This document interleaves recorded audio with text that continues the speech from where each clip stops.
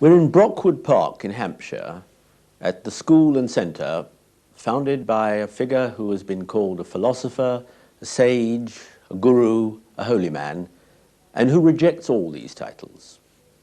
Yet for more than half a century, he has been one of the world's most influential thinkers and teachers, bringing the timelessness of the East to the restlessness of the West. Is Jiddu Krishnamurti. Krishnaji, what is the secret? What do you know that the rest of us don't know? Oh, I don't know about that.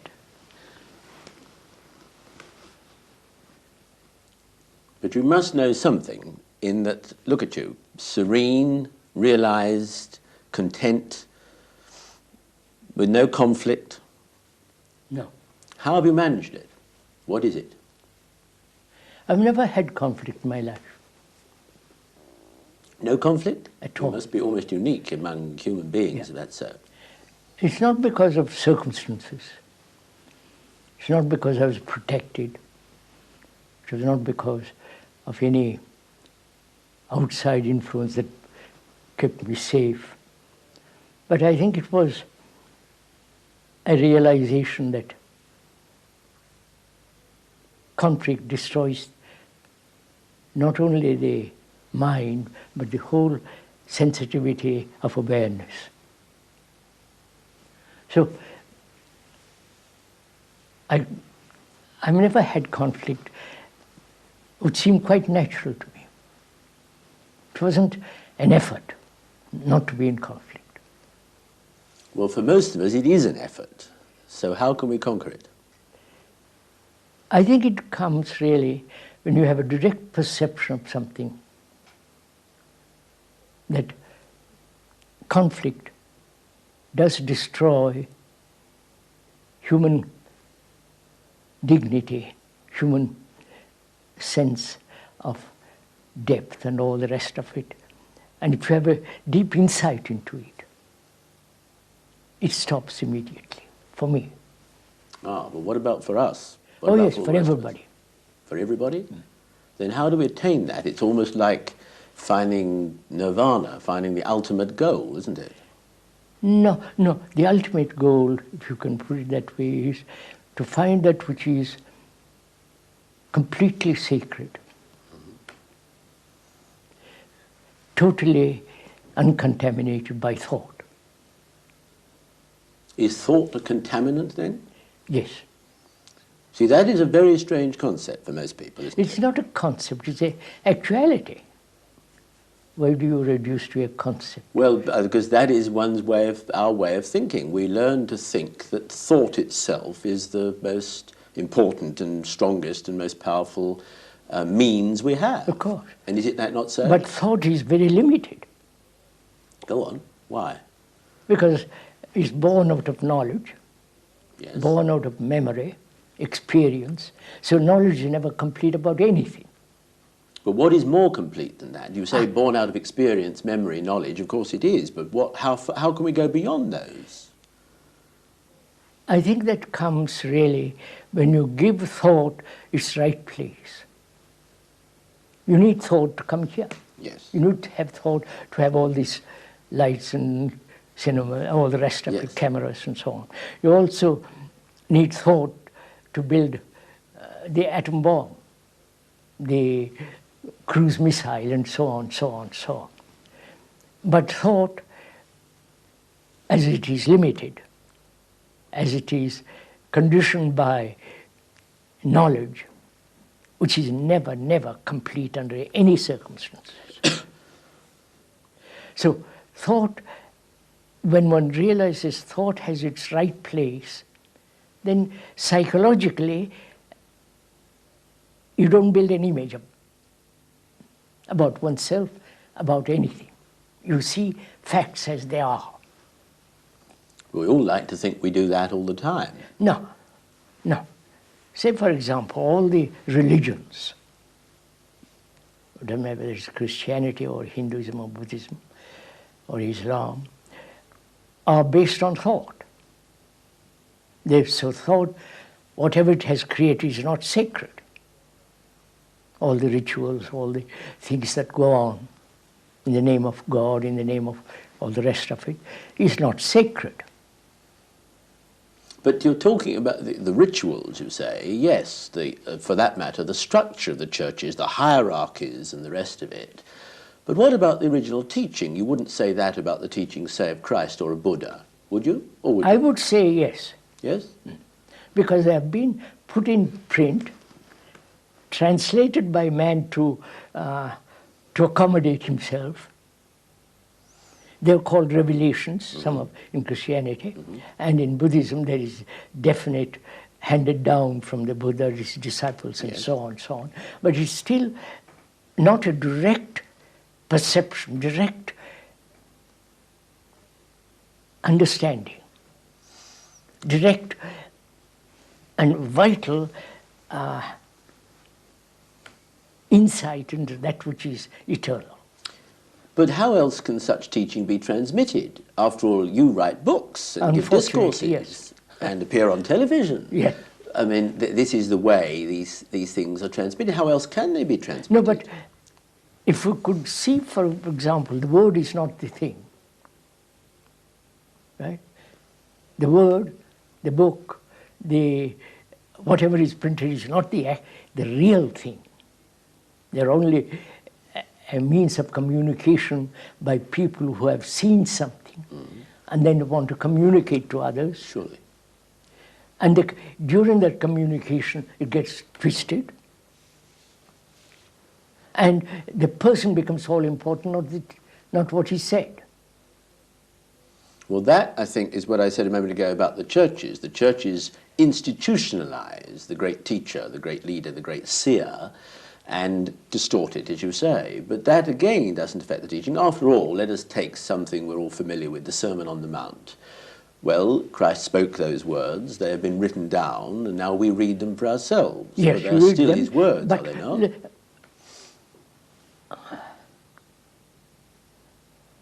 Could we put it differently, the whole thing? You? One has to be light to oneself. Go on. And you cannot possibly depend on anyone. You cannot have light from another. It cannot be lit by whoever it is, God or by saviors and Buddhas. It cannot be handed down to another. One has to be totally, completely alive to oneself. It doesn't mean selfishly. It doesn't mean egotistic, egocentric activity. On the contrary, to be light oneself means the understanding of oneself so completely that in that understanding there is no distortion of what one is. Well, do you mean then that none of us needs any of this teaching handed down to us, that we can all discover these things for ourselves? It is certain that every man is the story of mankind, obviously. And if one knows how to read oneself, the story of oneself, which is very complex, which needs a great deal of attention, a mind that doesn't distort facts, what is actually written, see. That such an attentive, sensitive awareness, that's easy to cultivate, easy to have, then one can read about oneself without any illusion.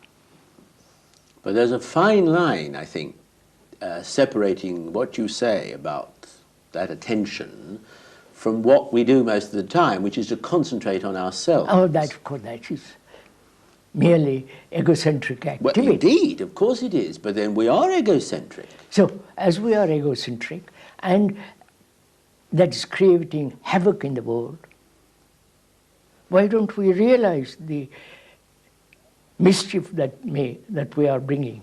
Well, that's a question I should ask you. Why don't we realize it? Either we are totally indifferent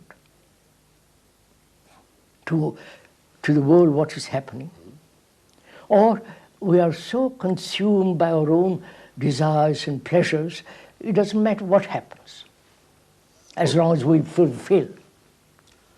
What do you mean by that word happiness? Well, what the world means by it is an innocent pleasure, if you like. That's all. As long as one has pleasure, you call that happiness. Is pleasure, love, say for instance, is love desire, pleasure? Well, it's part of it, clearly. No. I mean, it is at the moment. It is as we see it, as we use it, as we live it. We accept that. Yes, we do. That's our human condition. Ah, right. We never break through it. So, what makes human beings throughout the world finish with all this? But why should we? After Because all, of love is one of the most. Is it not? I mean, I want to know what you think about this. I'm not telling you, but is not love one of the most beneficial It is. aspects of mankind? But it's now identified with desire, with pleasure, sex, fulfillment, a sense of fun, having fun in life. All that's called love. I think that's not love. What is? I think one can come to the realization of really what love and compassion, which is also with it goes intelligence, when we discover what it is not. It's certainly not ambition. What about, I can see, the selfish ambition, the ambition to exert power over people. Power. But what about the ambition to do good, to help people? You do good. You're not ambitious to do good. Then it becomes selfish. It's self-centered activity. You do good, finish. But we live in a world which depends on these things, don't So we? we live in a world that thought has created. Yes. We live in a world where we have given tremendous importance to thought. And thought has created all these problems. The atom bomb, wars, instruments of war, national divisions, religious divisions. But it has indeed created those things, but has it not also created the good things in the world also? I was going to say, surgery, medicine, art, all the other things. Of course it has. But the most destructive part of thought is under which we are living. Wars, eternal wars. And nobody seems to be able to stop it. Nobody wants to stop it. Commercialism, you know all the rest of it, don't have to go into all that. Well, then how can we stop it? And we better start, I suppose, with ourselves. Yes, that's all. How do we do that? After all, sir, human consciousness is the consciousness of mankind, right? It's not my consciousness or your consciousness, it's the consciousness of humanity. And the content of that consciousness is put there by thought. Greed, envy, ambition, all the conflicts, misery, suffering, extraordinary sense of isolation, loneliness, despair, anxiety, all that's there in our consciousness. Belief. I believe in God. I believe in this. So faith and belief brings about atrophy to the brain. But do you reject belief itself? Oh yes. Do you? Completely. Because if you look, you don't leave much standing, do you, Krishnaji? Huh? You don't leave much standing, do you, of course Krishnaji? not. That's what I said. One has to be free of all the illusions that thought has created to see something really sacred which comes about through right meditation. And how, right meditation? Yeah.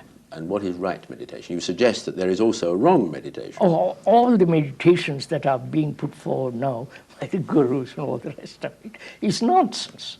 Why? Because first you must put the house in order. But isn't this the way to put the house in order? You see, that's wrong. They think by meditating, you put the house in order. Yes. No? No. Not so? No. On the contrary, you must put the house in order, which is house, you understand? Yes. House in order.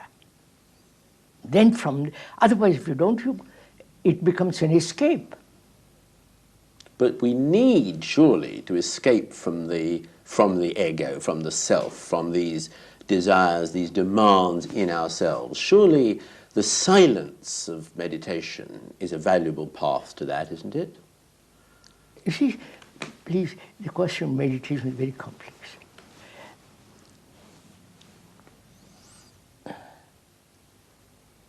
Unless one puts the house in order, which is no fear, the understanding of pleasure, the ending of sorrow, from that arises love, compassion, intelligence. And the process to that, we'll call it process for the moment, is part of meditation.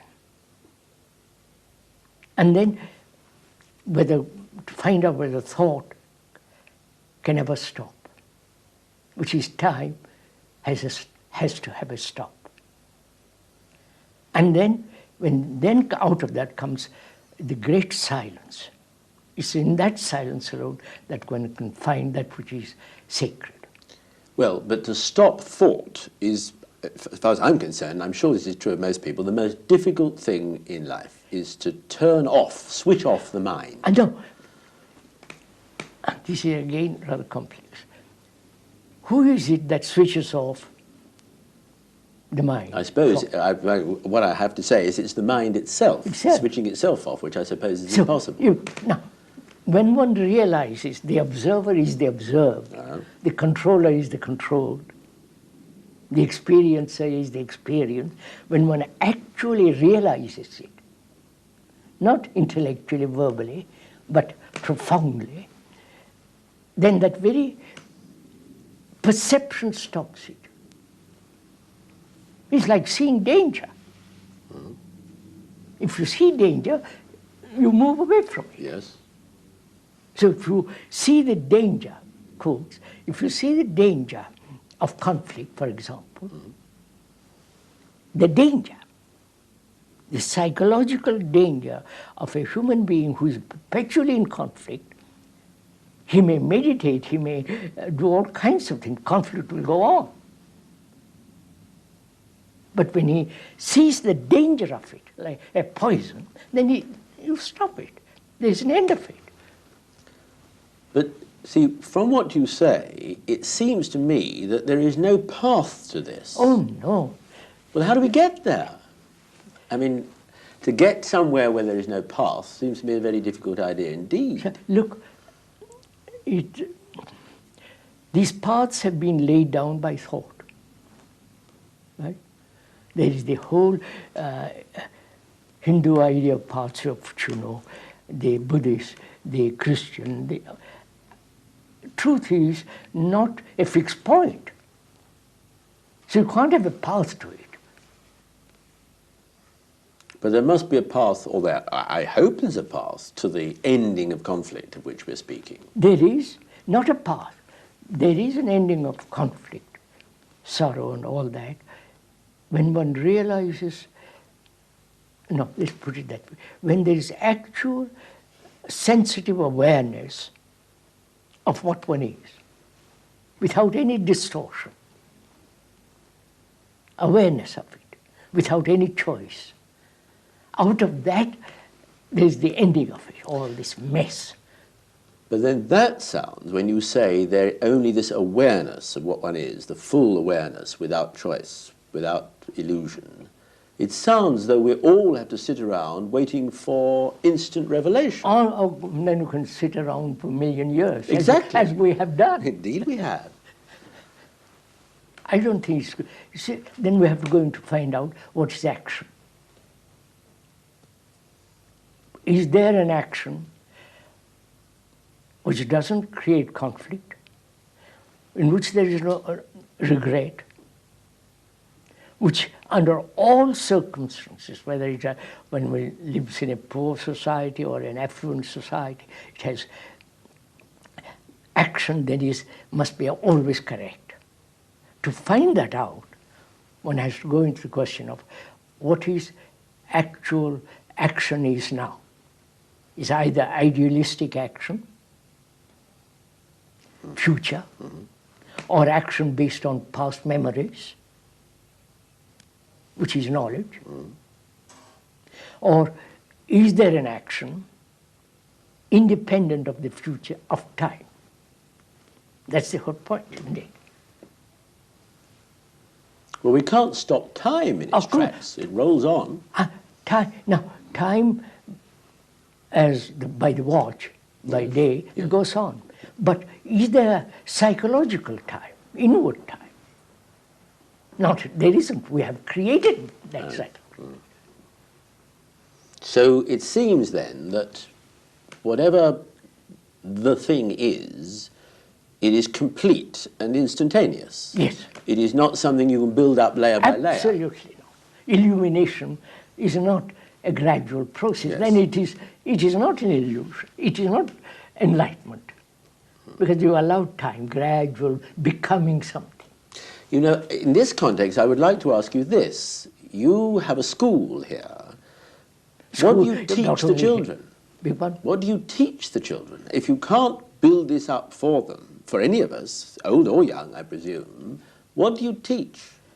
The academic subjects. Yes, but in these areas. Of course. How also point out all this. How to live correctly, what it means. Well, you see, philosophers throughout the ages have discussed that very point, how to live correctly. What is correct living, right living, as Socrates That's called right it? living. And can you teach that? You can point out. You can say, don't be a slave to society, don't be this and that, but you have to show it, point out. It's up to them. But can we live in the real world that we do live in which we have to catch trains and go to offices and buy bread in the Yes, sir, shop? I've done all those. How can we combine all the pressures of the mundane I don't admit around pressure. us? I wouldn't do anything under pressure. You wouldn't. I wish I didn't. refuse. No, both intellectually and psychologically, I refuse to be under pressure. I don't mind starving. I don't mind having no job, but I refuse to be put in that position. But you see, this is really what I meant when I said, what is the secret? Because you say you will never be put under pressure. And indeed, I can see and understand that when I need to look at you or read you or listen to you to know that. But what about the rest of us? How do we get out from under this burden? If we all say we won't be under pressure... We all are under pressure all the time. No, we won't be. How can we refuse it? Why how can we live in the real world? The job is waiting for us. We're going to be late. We've got an appointment. Now, just me, that brings up whether society can be changed. Well, cannot society be changed? No, whether society can be changed. Yes. The communists tried it. The socialists are trying it. Various systems are trying to change society. Yes. Now, what is society? It's an abstraction of our personal relationship. Now, if our personal relationship changes radically, society changes. But we are not willing to change. We admit wars, we accept all this terrible state of existence. Yes, we do. We do. How do we stop it? No, revolt against it. But this... Not revolt in the sense, become a communist, all that kind of stuff. That's psychologically revolt against it. But that presumably must be each individual. This is not something that can be done collectively. No, well, again, what do you mean by individual? Well, we're all independent in separate personalities. Are we? Well, aren't we? I doubt it. Go on. We are not individuals. We are the result of million years of collective experiences, memories, all that. We think we are individuals. We think we are free. We are not. To us, freedom means choice. Choice means confusion. You don't choose if you're clear. You said once, one of your most striking phrases, I remember, that your purpose was to set man free. Yes. Sounds, yes. Oh, that's the most important thing in the world, after all. But how do you go about that? How do we set ourselves free? Because presumably we have to set ourselves free, is what you meant. How to show us how we set ourselves free. How do we set ourselves free? To be aware of our conditioning. But our condition may be terrible, miserable, No, wretched. No. What is our conditioning? Well, that varies from individual to individual, surely. I doubt it. No? No. We are conditioned by fear, Yes. which is common to all powerful. mankind. We are conditioned by our pleasure, which is common to all mankind. We are conditioned by our anxieties, by our loneliness, by our desperate uncertainty. All these are the factors that condition the mind. And can we simply put them aside? No. Who is that? You put a wrong question then. That if one sees there is consequences of all these conditionings, consequences, the pain, all the rest of it, naturally it stops. There is no entity which says, I must stop it. That is intelligence. And then we are free? Now, what do you mean by free?